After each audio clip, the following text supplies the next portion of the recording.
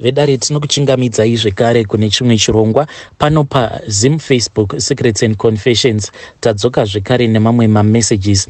Hey, pane imwe message iyo yandakaforwardirwa ichibva kuAfrican uko yainge iri yechizulu ndokubva yatranslatewa ikabva yaiswa muchirungu, saka ndichangokupaiwo a brief narration yenyaya yacho. Zvakangoma hazvo veduwe. Hanzi makadii zvenyu mukomanashi, ndinokumbirawo kuti muge muchindiposterawo nyaya yangu makaviga chitupa changu. Inini ndiri mudzimai atobvawo zera, but handina murume, handina kana kumbogara ndakaitawo murume. Inini nehanzvadzi yangu tiri vaviri takarerwa nababa vedu. Amai vedu vakangofa zvimwe zvekuti zvakatadza kana kunzwisisika. Amai vakati vafa ndokubva tatanga zvedu kurerwa nababa vedu, but tainge tiine mamaids edu atainge tiinawo. Baba vangu munhu wekuti vaiva nemari dzavo, vaidyidzana nemapresident nemaminista nemapoliticians, saka nguva zhinji baba vaigara vasipo pamba. Zvino baba vaiti kana vasipo pamba, iyo hanzvadzi yangu uyu munhu aigara achingoita musikanzwa, but ndainge ndisingamboudzi baba kuti iye aipota achiunza magirlfriends ake vachiita mahouse party, dzimwe nguva vachitoita zvekutohaya taxi vobva vatotanga kutofamba zvavo vachitenderera vachingoenjoya upenyu. But baba manje pane pamwe pavakazongotipa mabirthday presents, saka mabirthday presents awa avakatipa vakatipa zvidhori 2 zveblack, umwe noumwe akapiwa chake. Hanzvadzi yangu yakatobvunza baba ikati, nhai baba,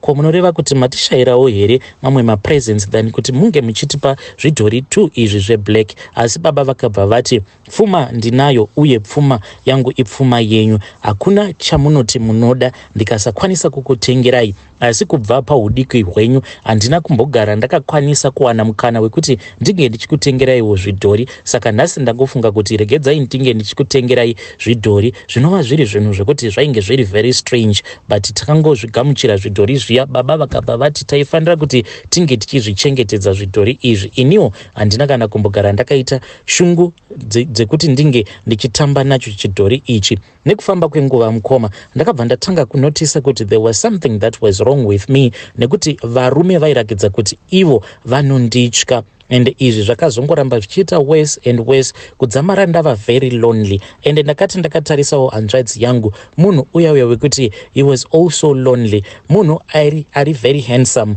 but kuti tite akanyatsokuita relationship yekuti tinotoverengawo kuti he got involved in a serious relationship, hapana.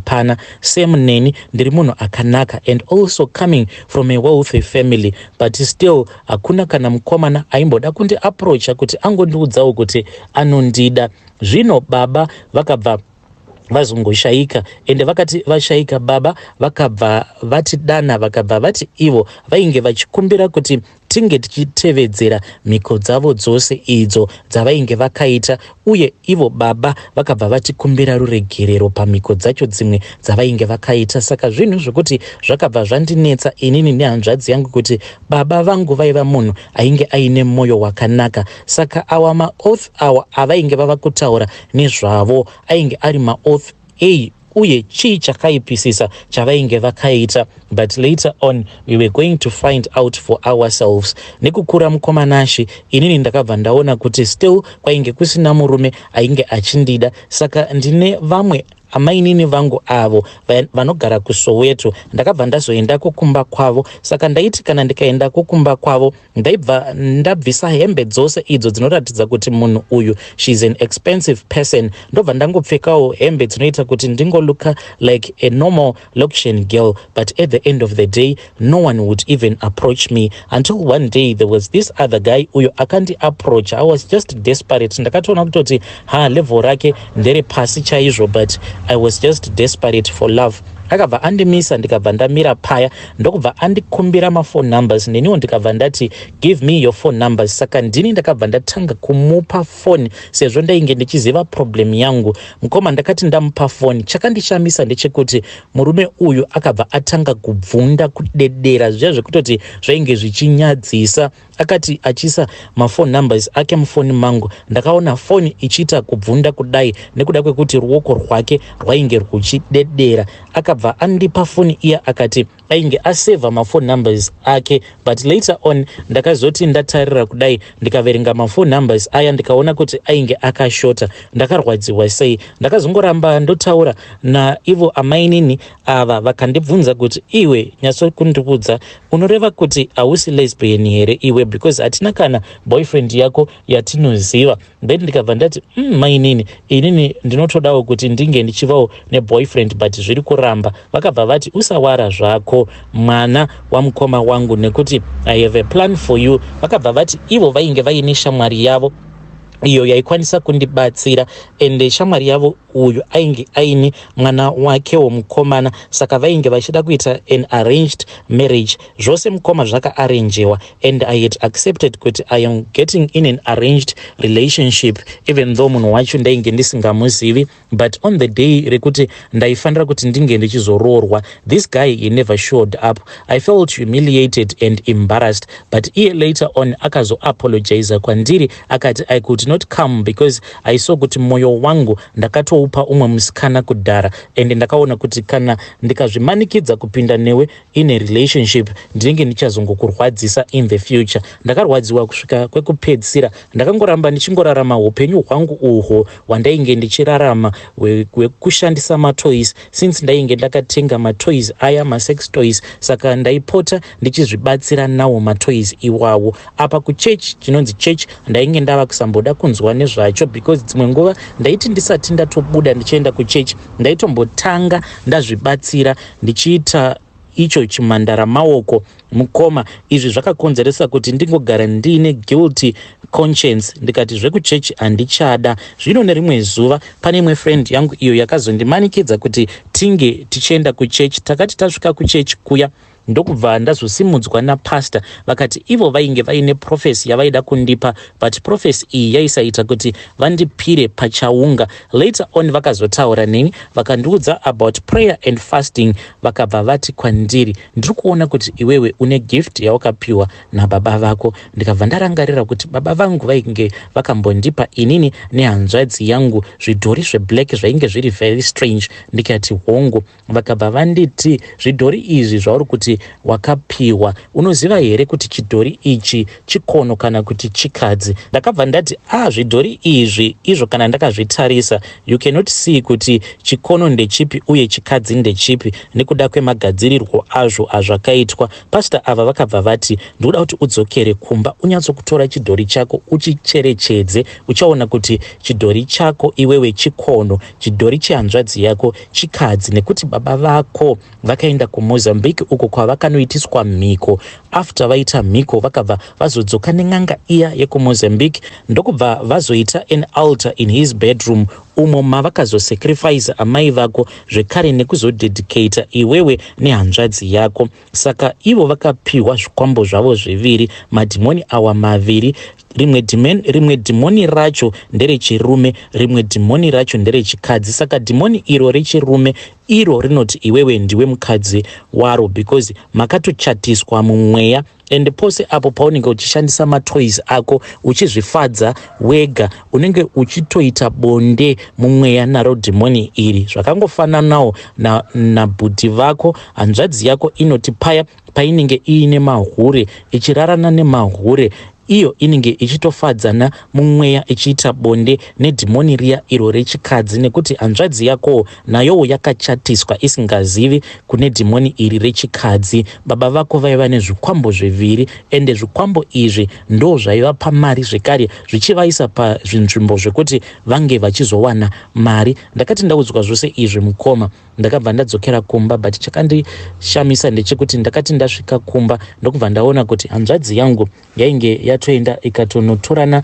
nemahure vaitova papati zvavo. Ndakabva ndaenda kurumu kwangu ndokubva ndatanga kutsvaka chidhori chiya kutoti chidhori ungachiwana, chidhori ndakachishaya. Ndakadzoka kuya kwainge kuine hanzvadzi yangu ichinwa doro nemahure ake. Ndikati ndinokumbirawo chidhori changu. Akabva ati chidhori chipi chakaita sei? Akabva atanga kupretenda from that day until this day. Iye anoti hatina kana kumbogara takapiwa zvidhori zveblack nababa vedu. Saka I am now afraid kuti izvi zvinhu zvava kuitwa nehanzvadzi yangu, I think iye ava kutoweka hand in hand nawo madhimoni awa. I think that there is something that happened to him, because the things that he is doing I can't even understand anymore, especially apo paakati iye hatina kana kumbogara takapiwa zvidhori zveblack, yet iye akapiwawo chake, iniwo ndikapiwa changu. So I think kuti ava kuda kuchengetedza mhiko dzababa vedu. Ende chimwe chenhu ndechekuti pastor vainge vakandikurudzira kuti ndirambe ndichingofasta, saka ndakatomboitawo nguva yekuti ndaifasta, ndikatombokwanisa kutombogara for about 2 months ndisingaiti izvi zvekuzvifadza pabonde. But a few days ago ndakabva ndazongokaruka ndava kunzwa kuti I am feeling very lonely. Ndokubva ndatora foni yangu ndikatanga kuona mavideos ebonde. Ndakati ndaona mavideos aya ebonde ndakabva ndatadza kucontrola mafeelings angu, ndikaburitsa matoys angu, ndikabva ndatanga zvekare kuzvifadza. Pastor nanhasi vanongondibvunza kuti are you still praying and fasting, and ndinongovanyepera kuti I am still praying and fasting, but chokwadi ndechekuti addiction iyi yekupota ndichizvifadza pabonde nemasex toy yadzoka zvekare kwandiri. Handiziviwo kuti ndoita sei neupenyu hwangu, because ndine shuviro yekuti one day ndinge ndichizoroorwa, ndine shuviro yekuti one day ndikwanise kuzoita mhuri yangu, but it seems as if ndakatoroorwa nedhimoni iri rinopota richindiita mukadzi. Hey, vedare ndo narration yenyaya iyo ndanga ndichiibvisa muchirungu ndichiunza kuchishona. Zvakangoma hazvo veduwe, hanzi ndakazvarwa mumhuri ine mari. Awa ndo marituals akaitwa nababa vangu. Regedzai tibva tenda panyedu inotevera. Nyedu inotevera yakamira sekudai so. Hanzi makadi zvenyu mukomanashi, ndinokumbirawo kuti munge muchindiposterawo nyaya yangu makavikawo chitupa changu. Ndauyawo pano pachannel yenyu ende ndiri kutsvakawo rubatsiro. Ini ndinotoona kuti ndiri munhu ari very toxic. I blame myself, but sometimes I blame gogo vangu. Gogo munhu ari very toxic. Nazvino ndinombozama kuti ndinge ndichivaitirawo zvakanaka, but gogo vangu havana mugoni. Chavo chete chavanoita ndechekungoti vanongokwanisa kungoblema vamwe vanhu. Ivo vanogara vari right, and hakuna munhu anokwanisa kuvagonera. Ivo ndo vanongogara vachingotadzirwa chete, including me. Zvino chinonditambudza ndechekuti ndakabva ndatora character yagogo vangu. Ndega ndinozviona kuti kana ndikangogara ndaita shamwari, handikwanisi kushamwaridzana nemunhu for a very long time ndisina kumutadzira, but kunyangwe ndichitoona kutoti munhu uyu ndamutadzira, ndinobva ndangozviudza kuti ndamutadzira nekuti ndiye akanditanga. Most of my friends vanogara vachingondiudza kuti inini ndiri munhu ari toxic, anonetsa kuita friendship naye. Asi mukoma, regedzai ndinge ndichidzokera kumashure zvishoma mukwanise kunzwisisawo kwandiri kubva. Inini upenyu hwandakararama ndakangoraramawo upenyu hwekuchengetwa nagogo. Kuti ndinge ndichizochengetwa nagogo mushure mekunge amai vangu vashayika, hanzi amai vangu ivo vainge vakanaka chaizvo, asi hanzi zvakazoitika ndezvekuti mushure mekunge amai vangu vatanga kugara nababa, ivo gogo vakabva varatidza kuti baba vangu vainge vasingavadi zvachose. Mama nadhedhi vainge vachigara kuHarare, gogo vari kumusha.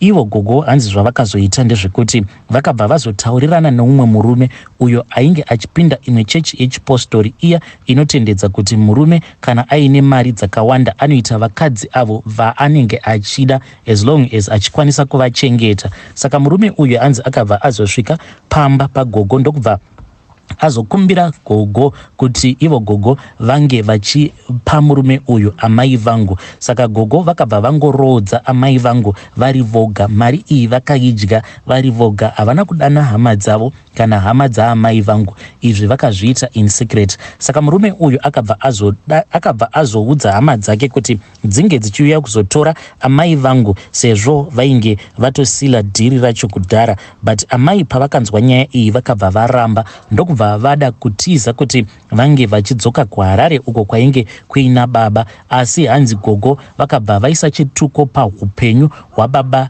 vangu asi gogo hanzi vakabva vazoisa chituko paupenyu hwaamai vangu, vakabva vati iwewe kana ukabva pano ziva kuti uko kwari kuda kuenda uko haungambokusviki. Amai vangu vakanditi hanzi vakazomukira makuseniseni vachiperekedza amai vangu kubus station, asi vakati vasvika kuya hanzi vakaona rimwe bhazi rairakidza kuti rainge richiuya kwavainge vamire pabus station, but bhazi iri hanzi raisasvika kuzonosvika vachizonoona chigoritoto. Kubva ipapo ivo amai guru vaingoti chandinongorangarira ndechekuti takaona chigoritoto. The next thing that happened kunze painge kwatoyedza ende mabhazi ose ainge adarika. Kubva ipapo makumbo aamai vangu hanzi akabva azotanga kuzvimba kuzonosvika vachizonofa. Zvino baba vangu pavakanzwa kuti amai vainge varwara apa kuti vauye vaisakwanisa nekuda kwegiraji iro rainge riripo pakati pavo nagogo, asi amai pavakazofa ivo baba ndo pavakazouya manje kuti vange vachichema amai. Then baba hanzi vakati vachibatsirana kuita mamwe mabasa anoitwa parufu sevakuwasha, vakazoti vaenda kunosenga mvura ndo pakanzi baba vakabva vazowira mumugodhi. Ende baba vangu pavakaburitswa mumugodhi muya vakabva vaonekwa kuti musoro wavo wainge wakatsemuka, zvichiratidza kuti pavakawiramo mumugodhi vakanorovera nemusoro wavo. Ndakabva ndazotanga kurerwa nagogo. Ndakati ndakura mukoma ndo pandakabva ndazowanawo mukana wekuti ndinge ndichiuya kuno kuSouth Africa. Saka ndakasvika mumaoko eimwe friend yangu, but iyo friend yangu uyu iye mukurusa kwandiri, but takangotangawo kungowirirana. Ndakati ndatanga kugara naye akabva azondiudza kuti ainge aine boyfriend yake, but boyfriend yake muSouth African. Ndokubva ndati alright paribo. Saka murume uyu paakazouya ndakabva ndaona kuti ainge ari handsome apa achiratidza kuti aiva nezvimari. Pandakazodzokera kumusha ndo pandakabva ndagara nagogo pasi ndikavabvunza mibvunzo yakawanda kuzonosvika gogo vachizondibatsira, but nzira dzacho dzavakandibatsira nadzo ndainge ndisingatozivi at that time kuti dzainge dziri nzira dzekuti dzainge dzichazondirwadza. Ivo gogo manje zvavakaita vakangondimutsa one night vakabva vanditi vainge vachida kuti tinge tichienda musango, but takati tichibuda mumba tainge takashama tisina kana chatainge takapfeka. Takati tasvika pagedhi rekuti tinge tichibuda pachivanze gogo vakabva vajamba ndokubva vabuda panze vakabva vanditi ndinge ndichiita sezvavainge vaitawo, but vakati vauruka kudaro vakabva vauruka zvekare vachidzoka muchivanze neniwo ndichizotevedzera izvo zvavainge vaita. Takabva tatanga kufamba kuzonosvika tichipinda musango tikabva tatsvaka pachinzvimbo painge paine madhorofia akawanda. Takati tawana panzvimbo paya painge paine madhorofia, mukoma gogo vakabva vazonditi ndinge ndichitora madhorofia anokwana iwo kuita 7, but vakanditi ndinge ndichitanha madhorofia awa ndisingashandisi bepa kana kuti mashizha. Ndikabva ndati gogo munomboziva kuti madhorofia anovava sei here? But ivo gogo vakabva vanditi ndaifanira kuita zvinhu izvi ndichibata madhorofia awa nemaoko, kunyangwe zvikanzi ndavaviwa nehunye huya unobva pamadhorofia. Vakati unofanira kuti unge uchizviita kuitira kuti zvinhu zvako zvinge zvichizoendeka. Mukoma vakanditanhisa madhorofia 7 ndokubva ndamagukuchira madhorofia aya ari 7 tichidzokera kumba. Takazoti tasvika pamba mukoma ivo gogo vakanditi madhorofia aya ndaifanira kuti ndinge ndichizonomaisa muhozi, saka ndakanoisa 6 nekuti iro rimwe racho rechi7 vakanditi rinofanira kurara mumba ndakariisa pasi pembedha. Mangwana acho makuseniseni gogo vakabva vauya ndokubva vandinokera vakanditi ndinge ndichivhura dhoo. Ndakati ndavhura dhoo paya vakandibvunza kuti rainge riripi dhorofia, ndikati riripo pasi pembedha apa. Vakati buruka uritore. Apa maoko angu mukoma ainge ava kuvava zvino nekuda kwehunye huya, because vakanditi handaifanira kuti ndinge ndichizopukuta hunye ihwohwo. Apa ndakangorara usiku hwose ndichingokwenya mukoma because zvainge zvorwadza zvino. Gogo vakabva vandipopotera ndikaburuka paya pambedha very fast ndokubva ndapfugama ndikabva ndatora dhorofia riya. Vakabva vanditi ndinge ndichirara pamusoro pechimwe chimhasa, ende vakandiradzika pachimhasa paya ndainge ndakashama ndisina kana chandainge ndakambopfeka. Vakabva vandivhura makumbo angu mukoma vachiita zvekundirova muzvidya umu kuitira kuti ndinyatsokuvhura makumbo angu. Vainge vachida kunyatsokuona sikarudzi yangu. Vakabva vatora dhorofia riya rekutanga ndokubva vanditi ndikuda kuti unge uchishandisa sikarudzi yako kubvisa minzwa yose iripo padhorofia apa. Iyi mukoma, marwadziro azvainge zvichiita kuti ndinge ndichiramba, ivo gogo vainge vakanditsamwira vachipopota. Ndakatora dhorofia riya mukoma ndokubva ndatanga kuripuruzira pasikarudzi yangu ndichibvisa tumunzwa twose tuya tunenge turi padhorofia. Ndakachema mukoma Nash kusvika ndanyarara. Ivo gogo vakabva vanditi, muswere wese wezuva ndo zvauchange uchiita izvi, asi zuva harifaniri kuti ringe richizonyura usati wapedza kupuruzira dhorofia iri kusvika hunye hwose hwapera. Then zuva rakazoti rava kuda kunonyura, gogo vakabva vanditi ndinge ndichitora dhorofia riya ndinge ndichiridya zuva risati ravira. Mangwana zvekare ndakatora rimwe dhorofia kusvika mazuva 7 apera. Then mazuva 7 akati adarika, madhorofia aya 7 akati apera, ndokubva vanditi ndainge ndakasununguka zvangu kuchidzoka kuno kuJoni, but vakabva vandiitira zvekare dzimwe mhiko. Mukoma, each and every day ndaiti pose paya pandinenge ndichipuruzira madhorofia awa pasikarudzi yangu, sikarudzi yangu yaizvimba, but yaiti ichizvimba yaisaserera. Nanhasi uno mukoma, sikarudzi yangu kana ndakaitarisa, kana varume vose avo vandinokururira bhurugwa rangu, chekutanga munhu chaanotarisa isikarudzi yangu, because sikarudzi yangu inongogara yakaita kamwe kakuzvimbirira, inenge yakakura kuita kunge chibhakera kudai. Zvinova zviri zvinhu zvekuti zvinobva zvafadza murume uyo wandinenge ndichiita bonde naye. Ndakamukufamba umu ndinenge ndichiattracta attention yemunhu wose nekuda kwekuti sikarudzi yangu inenge yakanyanya kudhinda. Handitopfeki mashorts, ndinotopfeka malong skirts aya awo anenge asingandibate, ndichiitira kuti vanhu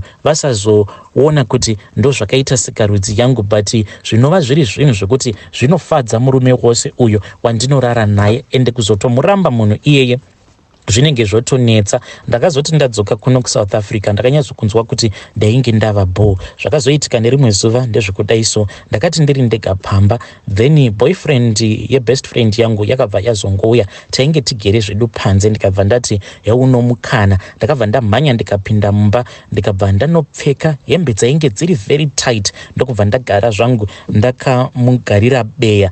Iye maziso ake mukoma akabva amhanya ndokubva anotarisa apo pandainge ndichida kuti atarise. Akabva aona kuti sikarudzi yangu yainge yakaita kuzvimbisa iro shoti randainge ndakapfeka. Ndikabva ndapinda zvangu mumba ndichiziva kutoti munhu ainge adyira. Ndakabva ndamuti ndinokumbirawo kuti unge uchiuya kuzondichinjirawo TV station because ndiri kutadza kushandisa remote iyi. Ndokubva auya murume uya. Akati apinda mukoma mumba, ndakabva ndatoona kutoti panapa munhu ainge ari attracted kwandiri. Bonde rikabva rarohwa paya. Inini mhiko dzakaitwa pandiri nagogo vangu, kunyange zvikanzi ndarara nemunhu uya wekuti sikarudzi yake inenge yava kusashanda, hanzi nagogo inini sikarudzi yangu inokwanisa kutopodza munhu ane chirwere ichocho, nekuti ivo gogo vakanditi kuzvimba kunogara kwakaita sikarudzi yangu inhau yekuti muviri wangu unonyanyisa kudziya. Saka sikarudzi yangu iyo inotrepa hiti iya paya pandinenge ndava kuita bonde nemunhurume. Hiti iya inenge ichirilisiwa kungofanana nemunhu anenge aine pamuviri anogara achidziya. Saka murume kuti ange achizosiyana neni kana akagara auya pakati pemakumbo pangu apa zvinenge zvoti netsei. Ndo matorero andakaita boyfriend yebest friend yangu kuzotonosvika vachizorambana. Mukoma munhu uyu ndiri kumudya mari. Dzimwe nguva anotoita zvimwe zvinhu zvinoita sekunge zvichamusungisa achingoitira kuti angondifadza, nekuti ndinongoti kana ndikaboyekana so kana ndikangovhara gumbo rangu iye unobva wamuona ava kutotanga kutosvima misodzi sezvaakaita zuva rekutanga apo pandakarara naye. Akati aripo pamusoro pangu kudaro munhu ndokubva atanga kuyeredza misodzi. Ndikati kowai uri kuchema? Apa ndainge ndichitoziva zvangu kuti iye ainge achinzwa imwe hit yaainge asina kana kumbogara akanzwa yainge ichibuda mandiri. Akabva anditi kubva ndichizvarwa handisati ndakamboita bonde rinonakidza kudai. Ndokubva ndaziva kuti munhu wangu ndainge ndatozviwandira munhu wangu. Apa inini manje kunyange munhu akauya kwandiri aine jinja achizviudza kuti anondipedzera, kungonopinda mandiri haakwanise kana kumbolasta for more than 3 minutes anenge atopedza kudhara. Ndinenge ndatomupedzera nekuda kwehit iyo yandinayo. Ndiyo confession yangu iyi mukomanashi. Vedare ndo message iyo yandakatumidzirwa ichibva kune mwanasikana uyo. Zvakangoma hazvo veduwe. Dorothea muri kuriziva here akomana? Dorothea, just imagine Dorothea, kutora Dorothea wobva wanzi unofanira kucleana Dorothea uchishandisa kwakavanzika kwako kusvika rachena. The things that people do for love and money. Zvakangoma hazvo veduwe.